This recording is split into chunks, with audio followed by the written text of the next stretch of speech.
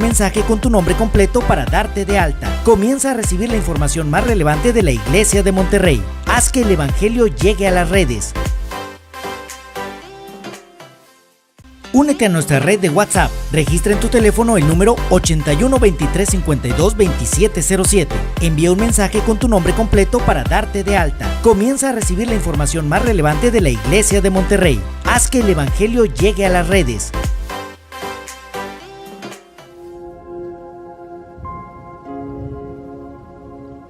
Oh María, tú resplandeces siempre en nuestro camino como signo de salvación y de esperanza. Nosotros nos confiamos a ti, salud de los enfermos, que bajo la cruz estuviste asociada al dolor de Jesús, manteniendo firme tu fe. Tú, salvación del pueblo romano, sabes de qué tenemos necesidad y estamos seguros que proveerás, para que, como en Caná de Galilea, pueda volver la alegría y la fiesta después de este momento de prueba. Ayúdanos, Madre del Divino Amor, a conformarnos a la voluntad del Padre y a hacer lo que nos dirá Jesús, quien ha tomado sobre sí nuestros sufrimientos y ha cargado nuestros dolores para conducirnos, a través de la cruz, a la alegría de la resurrección. Amén. Bajo tu protección buscamos refugio, Santa Madre de Dios. No desprecies nuestras súplicas, que estamos en la prueba, y libéranos de todo pecado, oh Virgen gloriosa y bendita.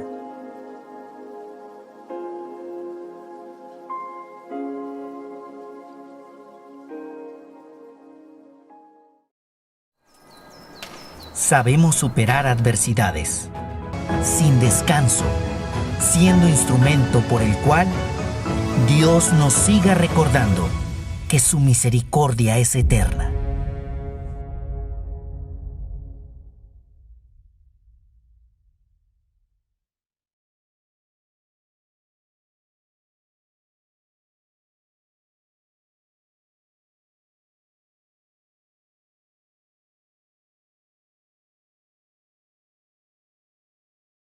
Descarga en tu celular la aplicación apostólica, en donde encontrarás noticias locales, misal, liturgia de las horas, donaciones, Biblia, buscar parroquias y horarios de misa.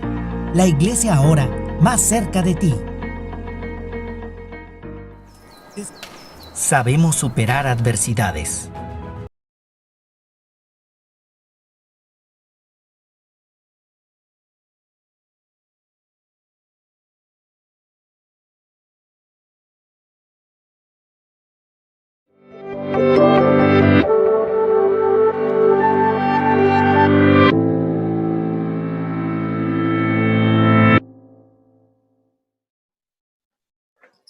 Hola, muy buenas tardes. Yo me llamo Carlos Alberto Santos García, soy sacerdote de la Arquidiócesis de Monterrey. Soy también doctor en Teología Bíblica. Hice primero la licenciatura en la Universidad Pontificia de México, después hice un doctorado igual en Teología Bíblica, pero en la Universidad Gregoriana en Roma. Y el día de hoy quiero compartir con ustedes este tema que forma parte de este ciclo de conferencias llamado Leer la Biblia en tiempos de pandemia. Estamos en el mes de la Biblia, un mes que en nuestra tradición católica está dedicado al estudio de la Sagrada Escritura. Esto recordando a San Jerónimo, que fue el traductor de la Vulgata y dejó a nuestra tradición, yo diría a toda la cristiandad, porque estamos hablando del siglo IV, V de nuestra era, pues ese amor, a la palabra de Dios y también ese esfuerzo que debemos de tener de estudiarla, de meditarla, de escudriñar la palabra en sus lenguas originales incluso, para poder encontrar en ella también el mensaje de vida y de salvación. Dentro de este ciclo de conferencias de leer la Biblia en tiempos de pandemia, estamos reflexionando sobre estas experiencias de crisis, de sufrimiento, de dolor, como José, vendido por sus hermanos en Egipto, como la experiencia del exilio que al profeta Jeremías le tocó anunciar, Aunque el pueblo se negaba y se resistía a esa experiencia, Jeremías les enseñó que era un camino también de salvación, de purificación. Así en la Biblia encontramos que hay historias como la que estamos viviendo actualmente, historias de crisis, de dolor, de sufrimiento, de muerte, enfermedad, pero que los hombres y mujeres de fe también las aprenden a vivir como experiencias fecundas, experiencias de vida, experiencias en donde se acrecienta el conocimiento de Dios y de sí mismos, como esa frase de Job, que también meditamos de la mano del padre Hugo Chávez: te conocía solo de oídas. Son experiencias que nos ayudan a profundizar en nuestra fe y en también el misterio de nuestra vida, que es un misterio de enfermedad, de salud, de vida, de muerte. También estas experiencias de los evangelios, en donde Jesús, que se acerca al dolor humano, se acerca a aquella mujer encorvada, oprimida, y la endereza, la levanta, como estas experiencias de transformación nos enseñan cuál es la experiencia cristiana del dolor, del sufrimiento, y cómo nuestra fe nos llama a transformarla desde el interior, desde la experiencia vivida, no desde una evasión, no desde una huida, sino de aprender a plantarle cara y rostro a esa experiencia. El día de hoy, siguiendo esta misma línea, si se dan cuenta, hemos recorrido el Antiguo y el Nuevo Testamento.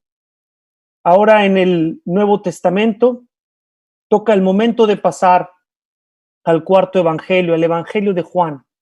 Ya vimos los evangelios sinópticos, vimos Mateo con esta sección de los milagros en los capítulos 8 al 9. Vimos también dos textos lucanos de salvación, de vida: el ciego de Jericó, la mujer encorvada. Ahora en el cuarto evangelio vamos a ver un pasaje muy especial, un pasaje enigmático, un pasaje que es desconcertante, pero que encierra también la misma verdad de la que estamos hablando. Encierra la verdad de cómo estas experiencias de dolor, de sufrimiento, se pueden volver experiencias fecundas. La muerte que se transforma en vida, la vida que vence a la muerte. Yo la he titulado Muerte y Vida en el cuarto evangelio, como aparece ahí en la diapositiva, y tiene como subtítulos los dos textos de la escritura que vamos a comentar el día de hoy: Números 21, 4, 9 y Juan 3, 14, 15. Y se llama así Números 21, 4, 9 en Juan 3, 14, 15, porque aquí hay un fenómeno muy importante, un fenómeno muy interesante, que es el fenómeno de la intertextualidad, que lo vamos a explicar y a comentar un poquito más adelante. La intertextualidad, que es como un texto está presente en otro texto, como un texto alude, cita, evoca otro texto. Esta copresencia de textos es algo muy común en el Nuevo Testamento y es algo también muy común en el Evangelio de Juan. Analizar la Biblia intertextualmente es algo indispensable, porque en muchos casos el Nuevo Testamento está releyendo el Antiguo, está releyéndolo desde Cristo y en Cristo. Entonces, estos dos textos son los que nos van a dar pie para leer en estos tiempos de pandemia unas palabras de nuestro Señor que nos van a iluminar y nos van a ayudar a nuestro discernimiento y vivencia de la experiencia actual. Voy a continuar, vamos a ver ahora los textos que están de por medio. Vamos a ver el primer texto, lo vamos a escuchar, ahí aparece en la pantalla. Es un fragmento del diálogo entre Jesús y Nicodemo. Vamos a explicar el contexto un poco más adelante. Vamos ahora a focalizarnos en las palabras que nos interesan, las palabras que nos hablan de este misterio de muerte y de vida. Es el texto de Juan 3, versículos 13 al 16. Tomo dos versículos antes, un versículo antes y dos versículos después. Nadie ha subido al cielo sino el que bajó del cielo, el Hijo del Hombre. Y como Moisés levantó la serpiente en el desierto, así tiene que ser elevado el Hijo del Hombre, para que todo el que crea tenga en él vida eterna. Porque tanto amó Dios al mundo que dio a su Hijo unigénito, para que todo el que crea en él no perezca. Aquí nos damos cuenta que en las palabras de Jesús se alude a un acontecimiento que evidentemente está en el pasado, tiene que ver con Moisés.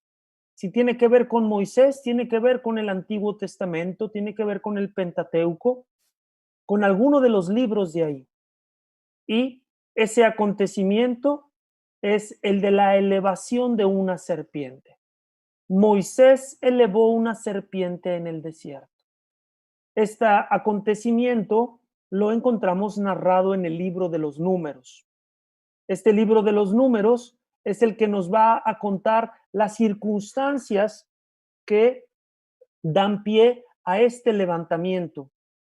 Cuando escuchamos entonces esta alusión que hace Jesús, se vuelve necesario que vayamos a ese acontecimiento, a sus detalles, a su presentación, para saber cómo lo está presentando ahora el Evangelio de Juan, para saber también con qué intención, con qué finalidad lo está haciendo y para poder captar al final cuál es el sentido, la finalidad de traer ese acontecimiento del pasado a ese momento actual. ¿Por qué comparar a Cristo con la serpiente levantada en el desierto? Esto es al final la pregunta en la que vamos a desembocar.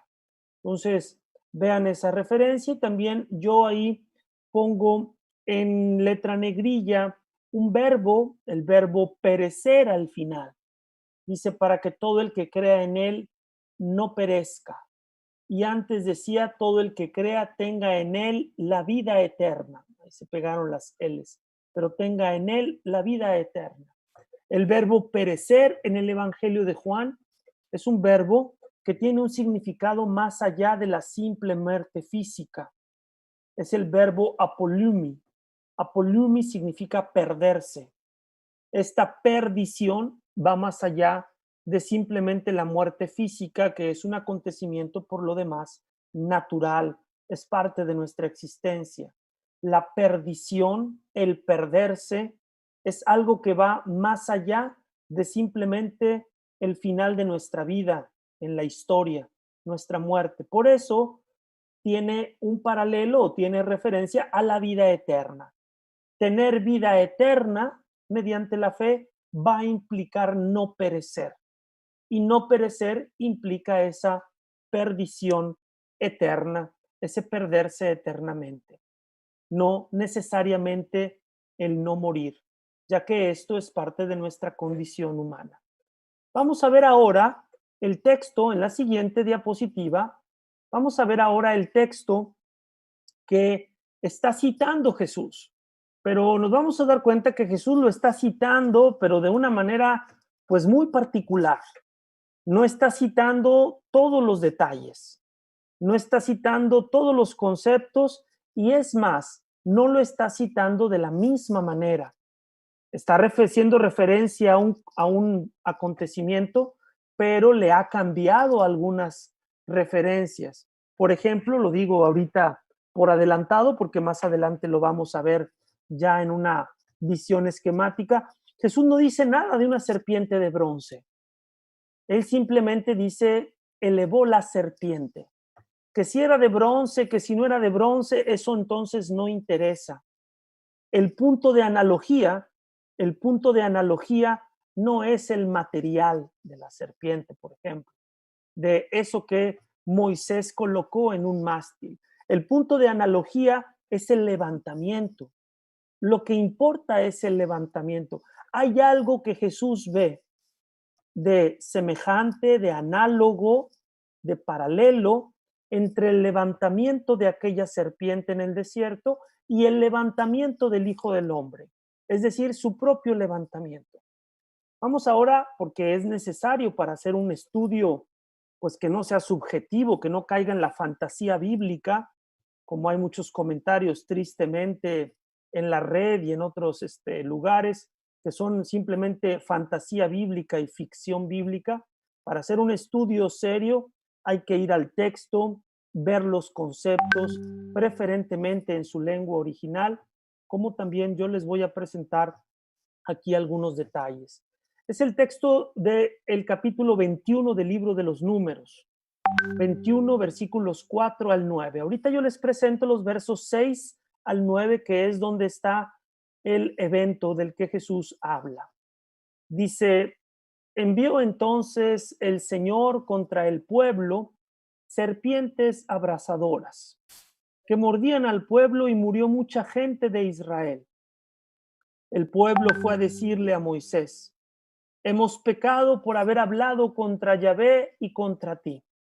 Intercede para que aparte de nosotros las serpientes. Moisés intercedió por el pueblo. Y dijo el Señor a Moisés: hazte un abrasador y ponlo sobre un mástil. Todo el que haya sido mordido y la mire, vivirá. Hizo Moisés una serpiente de bronce y la colocó en un mástil. Y si una serpiente mordía a un hombre y éste miraba la serpiente de bronce, vivía. Hay varias cosas en el texto que merecen ser comentadas ahorita antes de pasar a una confrontación, a un análisis intertextual del Evangelio de Juan y de este pasaje. Lo primero que quisiera que pues observáramos y le pusiéramos especial atención es en las descripciones. Fíjense cómo se habla de serpientes abrasadoras y cómo cuando viene la orden de Dios, la orden de colocar una serpiente sobre ese mástil, no dice literalmente serpiente de bronce. Esto es un detalle que hay que decirlo con toda claridad. Dios no le dice: haz una serpiente de bronce.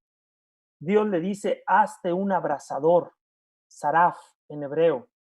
Saraf, que esto puede hacer referencia al efecto de la mordida de la víbora. Serpiente abrasadora, un abrasador. Una mordida que arde y que provoca calor. Una fiebre que también viene producto de la herida y de la mordida de una serpiente. Aquí tenemos que trasladarnos a esa experiencia, pues, de base, cotidiana, vivencial, que está detrás del texto bíblico. El que se le llame serpiente abrasadora, najás, serafín, saraf, no es más que una manera también de hablar de lo que implicaba esa mordida, el ataque de esta serpiente. Entonces, lo que el Señor le pide a Moisés es que coloque lo mismo, que está aquejando al pueblo.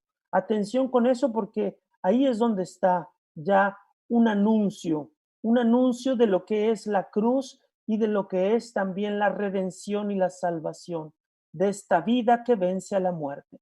Coloca sobre un mástil lo mismo que te está haciendo daño, lo mismo que te está matando, lo mismo que te está atacando, colócalo ahí a la vista de todos. Un abrasador, una imagen de el mismo mal que padeces. Ahora, la palabra mástil, esta palabra es una palabra muy interesante. En hebreo se dice nes. Un mástil es un nes. Y lo más llamativo es cómo lo van a traducir al griego. Cuando unos 200 años antes de Cristo se traduzca el Antiguo Testamento, concretamente la Torá, se traduzca al griego, va a tener que cambiarse ese concepto, obviamente. Del nes hebreo se va a cambiar al semeion griego, que pues es una palabra muy sugestiva para el Evangelio de Juan, porque es la palabra signo y señal. Ponlo sobre un mástil, ponlo sobre una señal, epitusemeion, así va a decir en griego. Aquí podemos alcanzar a ver ya desde ahorita qué es lo que habrá llamado la atención el paralelo entre el Evangelio de Juan y este pasaje del libro de los Números. Ahora, ¿por qué un mástil? Bueno, un mástil era pues un lugar, bueno, un objeto para hacer algo visible, para poner algo en un lugar que esté a la vista de todo. Los mástiles aparecen en varios momentos del Antiguo Testamento y aparecen como señales. Imaginemos que son llanuras, imaginemos un ejército en combate y que para ver a lo lejos que allá está un campamento, que allá está un, un ejército, pues se levanta una vara, se levanta una pértiga, un mástil y se coloca una señal y esa señal te indica, esos son de los míos, esos no son de los míos. Colocarlo en un mástil, por lo tanto, tiene un objeto funcional, un objetivo funcional, es la visibilidad de la señal, que la señal sea visible, que todos la puedan ver. Entonces, este detalle del mástil va a ser muy importante. ¿Por qué? Porque también mástil nos hace referencia a una pértiga de madera, una vara de madera, como lo va a ser la cruz. Otro detalle, el detalle de la serpiente de bronce. Fíjense, les comentaba cómo la orden del Señor es una orden de realizar un abrasador. El mismo mal que te aqueja, ponlo a la vista. Sin embargo, lo que Moisés realiza es una serpiente de bronce. Es decir, ya hay aquí un material, una elección, ya hay aquí pues un paso donde Moisés pues entiende la orden de Dios y la realiza pues a su manera. La realiza con el material, con la forma que él ha entendido. Aquí la arqueología bíblica viene en nuestra ayuda, porque la arqueología bíblica ha descubierto en algunas regiones del desierto de Tibná, ha descubierto que existen pequeñas figurillas de bronce, de cobre, de estas imágenes de serpientes, que la gente las utilizaba como una manera de protección hacia un mal, hacia estos animales. Es un tipo de medicina, se podría decir, profiláctica, donde hay una protección para ellos en su imaginería, una protección de ese animal mediante la imagen de ese animal. Entonces, puede ser que con esa referencia arqueológica entendamos cómo Moisés la orden de Dios la aplica y lo realiza de esta forma, forjando una serpiente de bronce y colocándola en un mástil. La conclusión del acontecimiento era, pues, que todo el que veía la serpiente vivía. Aquí es importante ver cuál es la condición que pone Dios. La condición que pone es la contemplación, el que la mire, el que la vea. Este detalle de la visión y de la contemplación también es algo importante para el cuarto evangelio. Recordemos aquella frase que dice, vio y creyó. El discípulo al que Jesús amaba corrió al sepulcro, vio los lienzos que estaban tirados en el suelo y el sudario doblado en lugar aparte y creyó. La visión y la fe. Esa visión que también está en el relato de la pasión, precisamente en la cruz, cuando dice, mirarán al que traspasaron. El que vio estas cosas da testimonio de ellas y él sabe que dice la verdad. Él lo vio y da testimonio. Y esto sucedió cuando contempla el crucificado, Evangelio de Juan, capítulo 19, versículos 31 al 37, va a decir, mirarán al que traspasaron. Veamos entonces cómo hay varios puntos de contacto que ya nos anuncian qué es lo que en el Evangelio de Juan pues resuena de este acontecimiento. ¿Qué es lo que el Evangelio de Juan ve en este acontecimiento como preludio, como anuncio como prefiguración de la cruz de Cristo, la elevación, el mástil y también la contemplación, también el ver. Vamos ahora a la siguiente presentación. Existe el fenómeno de la intertextualidad. Ahí aparece en la diapositiva que ustedes están viendo. Este fenómeno de la intertextualidad es algo que de manera muy reciente ha ocupado un lugar en los estudios bíblicos. Yo diría que desde la década de los 90 empezó.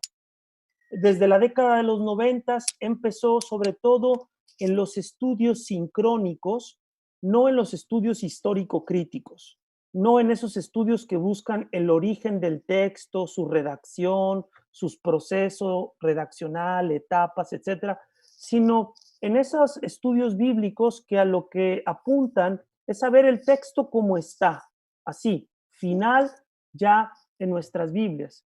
Ese tipo de estudios empezó a interesarse en lo que se le llamaba la intertextualidad. Esta intertextualidad hace referencia a cómo en un texto puede haber presente otro texto, un texto dentro de otro texto. Ahí dice copresencia de un texto en otro. Este fenómeno no es un fenómeno, pues, exclusivo de la Biblia, es un fenómeno de la literatura en general. Tú puedes leer ahí a un, por ejemplo, un editorialista en un periódico, y ahí también hay intertextualidad, porque te puede estar parafraseando la obra de otro autor, te puede estar parafraseando el dicho de otro autor. Si te lo dice, es muy honesto. Si no te lo dice, puede ser que esté cayendo en el plagio. El plagio es una intertextualidad deshonesta. Si tú vas a utilizar otro texto y lo vas a introducir en tu texto, es correcto que tú, pues, reconozcas tu fuente, reconozcas de dónde viene ese texto. Bueno, lo que se da en Juan 3, 14, 15 es un fenómeno de intertextualidad. Ahí adentro está el libro de los números. En las palabras de Jesús, y como levantó Moisés la serpiente en el desierto, así tiene que ser levantado el Hijo del Hombre. Lo que está sucediendo es que está trayendo, está mandando traer este pasaje del libro de números. ¿Cómo se hace un análisis intertextual? Un análisis intertextual tiene que ver semejanzas y diferencias. Tiene que ver a ver cómo está citando el texto. ¿Lo está citando con los mismos elementos? ¿Le está cambiando algo? ¿Le está quitando algo? ¿Le está añadiendo algo? ¿Le está transformando ahí algún elemento? ¿Está callándose algo? ¿Hay algo que no esté diciendo? ¿Le está añadiendo algo? Bueno, vamos primero, antes de ver esa comparativa, esa comparación entre números y el Evangelio de Juan, vamos a ver algo del contexto, porque el contexto de cada uno de ellos es importante para entender cuál es la funcionalidad de este texto en medio o dentro de otro. ¿Cuál es el contexto de 3, 14, 15? Bueno, el contexto es el diálogo con Nicodemo. Es un diálogo que empieza en el versículo 1, capítulo 3, versículo 1. Es el diálogo con un maestro de Israel, como aparece ahí, como le dice Jesús, tú eres maestro en Israel y no sabes de estas cosas. Este diálogo con un maestro de Israel. Vean cómo entonces ya desde el diálogo estamos dentro de las tradiciones de Israel. Estamos dentro del Antiguo Testamento, concretamente las tradiciones del desierto. ¿Por qué las tradiciones del desierto? Vean esos 3 versículos que están ahí citados, 2, 8 y 13. Esos versículos tienen entre líneas también una alusión intertextual. Maestro, sabemos que has venido de parte de Dios como maestro, versículo 2, porque nadie puede hacer las señales que tú haces si Dios no está con él. Ahí, aunque ustedes a lo mejor no lo perciban a simple vista, un judío lo hubiera percibido así en un instante. Ahí Nicodemo está haciendo referencia a Moisés, está haciendo referencia al Éxodo, a las señales del Éxodo. ¿Qué le dice el Señor a Moisés cuando lo envía a el faraón? Le dice, vas a hacer estas señales y estas señales van a ser el signo de que yo estoy contigo. Moisés le pregunta antes, ¿cómo voy a saber que tú estás conmigo? Mete la mano aquí y vas a ver cómo va a salir blanca como la lepra. Arroja tu bastón y tu bastón se va a transformar en una serpiente. Estas señales, las señales del Éxodo, las señales de Moisés en el Éxodo, son su cualificación, son el signo de que él es un enviado, de que Dios está con él. ¿Qué le dice Nicodemo? Sabemos que Dios está contigo. ¿Por qué? Por las señales que haces. Es la misma criterio que utilizó con Moisés. Ahora, versículo 8, la voz del Espíritu. El Espíritu sopla donde quiere. Tú oyes su voz, la voz del Señor, la voz que se escuchaba en la teofanía del Sinaí. Una voz que resonaba y que ellos ya no querían volver a escuchar, dice el autor de la carta a los Hebreos. Entonces, el tema de la voz también es un tema del éxodo, del desierto. Y luego, por último, esta alusión al versículo, en el versículo 13, a el cielo. Nadie ha subido al cielo sino el que bajó del cielo, el Hijo del Hombre. Ahí también un judío se habría dado cuenta así instantáneamente de que se estaba hablando de Moisés. Moisés subió a la montaña, Moisés subió al cielo. La ley, esto lo dice Pablo, la ley fue dada por medio de ángeles, dice así. Quiere decir esto que en la tradición hebrea se hizo un paralelo entre la montaña del Sinaí, entre ese Horeb y el cielo. Moisés no simplemente subió a la montaña, Moisés subió al cielo y ahí recibió la ley.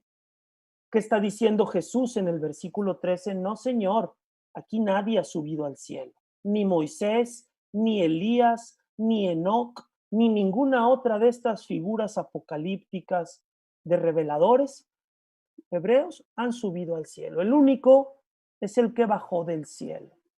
En el fondo, dice ahí en la diapositiva, ¿cuál es la cuestión? En el fondo, la cuestión es ¿quién es Jesús? ¿Quién es este hombre? Nicodemo le dice, has venido de Dios como maestro. Y la verdad es que, pues, Nicodemo, pues, se ha quedado corto. No está mal, no está mal. Dice cosas ciertas. Las señales hablan de la presencia de Dios con Jesús. Pero Jesús no es un simple maestro. No es un maestro y un rabino. En él hay algo más. En él está la vida. En él está la salvación.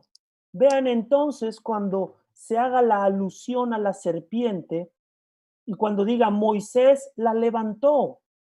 Moisés la levantó. Moisés simplemente fue un instrumento para levantar esa serpiente, para colocarla en un mástil. Pero la salvación vino de Dios. La salvación fue obra de Dios. Él no puede ser solamente un maestro.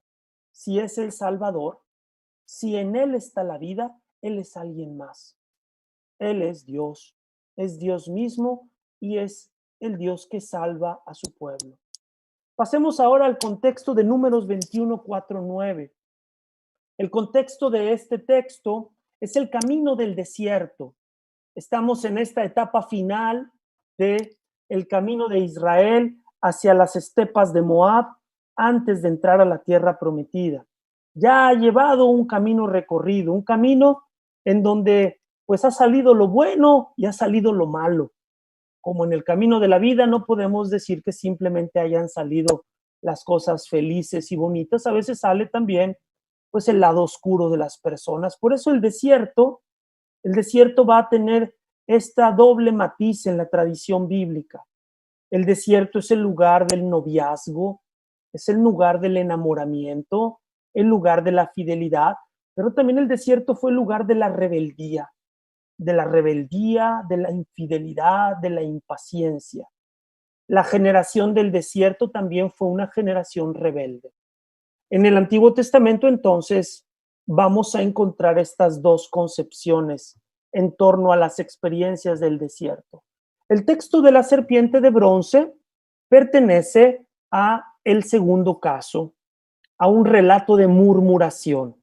El pueblo se impacientó, el pueblo murmuró. Estos relatos de murmuración aparecen varios en el libro de los Números, sobre todo. Y esta murmuración, pues, tiene que ver con una sospecha hacia Dios. ¿Para qué nos trajo al desierto? Como dice, ¿para qué me trajiste al desierto? ¿Para qué me trajiste aquí? Me trajiste a morir, me trajiste a sufrir. Vean cómo la experiencia del desierto es la experiencia del hombre que también se pregunta por la vida. Se pregunta por la vida precisamente cuando llegan los momentos de crisis. ¿Para qué? Y hay aquí una frase que es algo fundamental para entender la temática de fondo de este acontecimiento de la serpiente de bronce, para entender lo que después va a ser el castigo, lo que después va a ser este ataque de las serpientes y la manera también como los judíos se explicaron este castigo de Dios. Dice el texto: estamos hartos de este manjar miserable. ¿Cómo fue la murmuración? ¿Cuál fue el contenido de la murmuración? El contenido de la murmuración no fue simplemente la sospecha de para qué nos trajo al desierto. El contenido de la murmuración fue también: ya estoy harto del maná. El maná es ese manjar del que están hablando. El maná había sido ese alimento del desierto, había sido la provisión de Dios. Ya esta provisión de Dios no la quiero, me tiene harta la provisión de Dios. Es el problema de esta provisión que al pueblo la ha cansado. Esta es la actitud que el Señor reprueba. Reprueba esa actitud.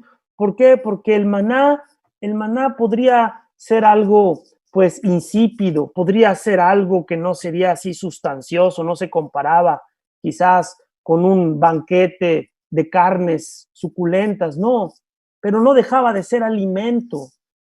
Es como cuando alguien reniega de la comida. Oye, es comida en el fondo también, por más simple que sea, por más humilde y pequeña que sea, es comida. No la desprecies porque habrá personas que ni eso lo tengan. El problema de rechazar la provisión de Dios. Vean entonces por dónde se está insinuando también el paralelismo con Jesús. Rechazar la provisión de Dios es rechazar también al Salvador. Es el Mesías rechazado. Es el Mesías que yo no esperaba. Yo no lo esperaba así. Yo no lo quería así de humilde. Yo lo quería más bien poderoso. Yo lo quería más bien así, potente. Vamos a ver la siguiente. Aquí una pregunta.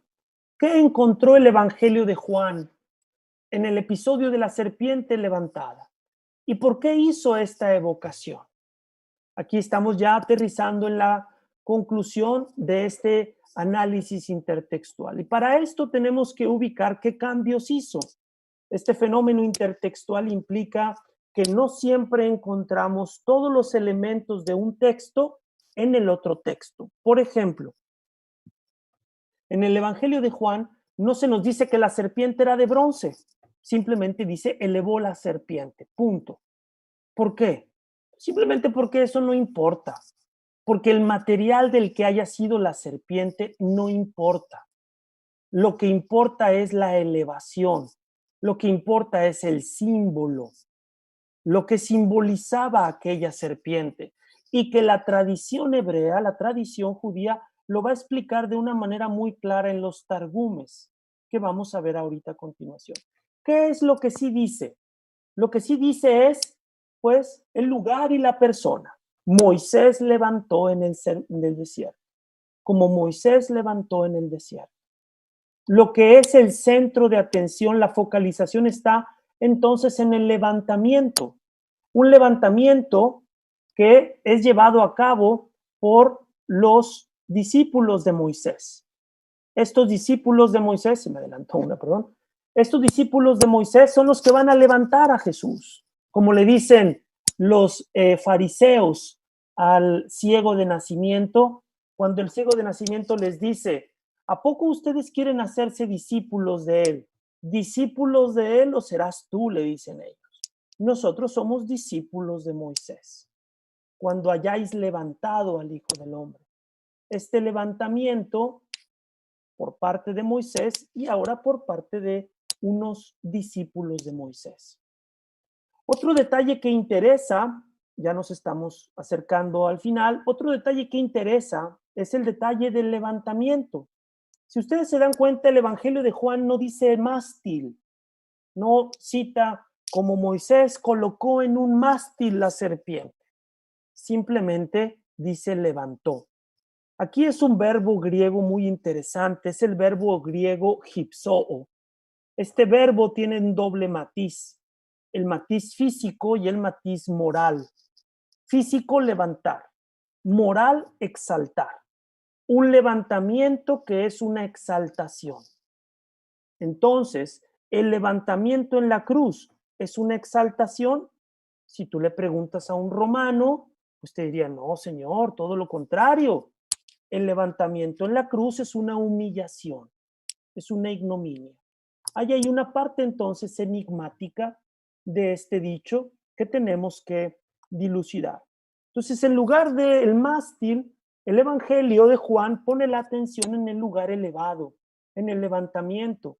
Y fíjense cómo cambia la condición del ver al creer, es más fuerte. No se trata simplemente de ver, hay que creer. Hay que creer en ese Hijo del Hombre levantado. Hay que creer en ese Hijo del Hombre crucificado. ¿Qué es lo que tenemos que creer? Que ahí está la vida. Que la vida también ahí se manifiesta. En este caso, los textos mantienen esta finalidad, la vida. El pueblo vivió. En cambio, acá es la vida, pero con otra alcance, la vida eterna, para que viva eternamente. Vamos a ver esta diapositiva con la que nos acercamos ya, es la penúltima, donde vemos qué fue lo que la tradición hebrea hizo con este pasaje del libro de los Números. Yo creo que es evidente que era un pasaje problemático para los hebreos. Era un pasaje problemático porque pues hablaba de una imagen, de la imagen de un animal. Y podría un hebreo preguntarse, ¿pero qué Dios no prohibió imágenes? ¿Cómo Dios salvó por medio de una imagen de una serpiente? Pues ahí pues no había más que aceptarlo. Aceptar que pues Dios se brinca sus propias reglas cuando se trata de dar vida, cuando se trata de que el hombre viva y se salve. Incluso esa pues ley tan estricta sobre las imágenes. Hay varios targumes. Targumes son unos escritos que se encuentran en lengua aramea y que son los comentarios que se hacían en las sinagogas cuando se leía el texto hebreo. La gente no sabía el hebreo, tenía que haber un traductor simultáneo, un targumista. Ese targumista pues parafraseaba el texto, lo parafraseaba en lengua aramea y algunos de esos targumes, que era al final del día lo que la gente escuchaba y entendía, pues quedaron por escritos. Ahí está el Targum Neofiti, KTGN, y el Targum Pseudo Jonatán. Hablando de números, dice el Targum Neofiti, venga la serpiente que no murmuró por su alimento, el pueblo que ha murmurado por su comida. ¿Por qué la serpiente? Porque la serpiente no murmuró cuando el Señor le dijo, comerás el polvo de la tierra. Y el pueblo ha murmurado por su comida. Bueno, que venga alguien a castigarla, que le haga entender que ese alimento tiene que agradecerlo, tiene que agradecer esa gracia. Vean cómo aquí empieza a esbozarse una correspondencia entre el castigo y el pecado, entre el padecimiento y el pecado. Podríamos decir que es un principio homeopático. Homeopatía significa el mismo patos, el mismo dolor, el mismo sufrimiento. Entonces, padece exactamente, más bien, es curado exactamente por lo mismo que está padeciendo. Lo mismo que está padeciendo es lo que lo está curando. Entonces, aquí encontramos este principio y vemos este otro Targum, el Targum Pseudo Jonatán, la puso en un lugar elevado. Vean aquí cómo ya el mástir se suplió por un lugar elevado y dirigía su corazón al nombre de la Memra de Yahvé. ¿Qué dice el texto de Juan? Todo aquel que crea en el nombre del Hijo unigénito, dice el versículo 18. Vemos cómo empieza a encontrarse el Evangelio de Juan con estos targumes y donde se nos revela que el Evangelio de Juan está vinculado a esta tradición targúmica. Y otro más, Sabiduría 16, 5 al 14, que también cita este acontecimiento del desierto y no habla de serpiente, no habla de mástil, habla de signo de salvación, un signo de salvación, que como les decía en el texto griego del Antiguo Testamento, el mástil se transformó en semeion, en señal, y sabemos que en el Evangelio de San Juan las señales son muy importantes, son las señales del Salvador, las señales de vida, las señales de esta comunicación de la vida de Dios en Jesús, a través de Jesús. Vemos un largo camino hermenéutico desde Números hasta el Evangelio de Juan. Vemos cómo hay una dificultad de aceptar una salvación por medio de la serpiente. Una salvación por un camino que yo no me lo esperaba. Un camino que no es el camino así tradicional. Aquí vemos la analogía con la cruz. Es la dificultad de aceptar la cruz como acontecimiento de salvación. Podríamos hablar al mismo tiempo del escándalo de la serpiente y del escándalo de la cruz. El escándalo de que Dios haya salvado a su pueblo por medio de esa imagen de un abrasador colocado en un mástil, y el escándalo de la cruz como misterio de vida y de salvación, pero con la misma verdad de que ahí, en lo que padecemos, podemos encontrar la salvación.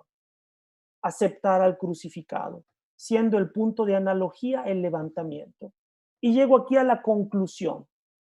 El pasaje de la serpiente de bronce, como la crucifixión, la Pascua de Cristo, nos habla de la fecundidad de las crisis y de los sufrimientos. Un signo de muerte que se transforma en vida, como la parábola del grano de trigo que muere para dar vida. Es la transformación del dolor en salvación. ¿Cómo? Mediante la contemplación. La contemplación de la serpiente, como la contemplación del crucificado levantado. Ese principio homeopático, donde si tú ves tu violencia cara a cara, te vas a dar cuenta de que eres un violento y tienes que cambiar. Tienes que ver eso. Tienes que contemplarlo para que abras los ojos y para que despiertes y te des cuenta de esa muerte que estás provocando. Saber ver nuestras faltas, como dice ahí. Saber verlas, contemplarlas para poder sanarlas, para poder curarlas. Para poder transformar una realidad es necesario asumirla. Asumirla quiere decir contemplarla, verla. Contemplar esa serpiente levantada, contemplar al crucificado para transformar y redimir.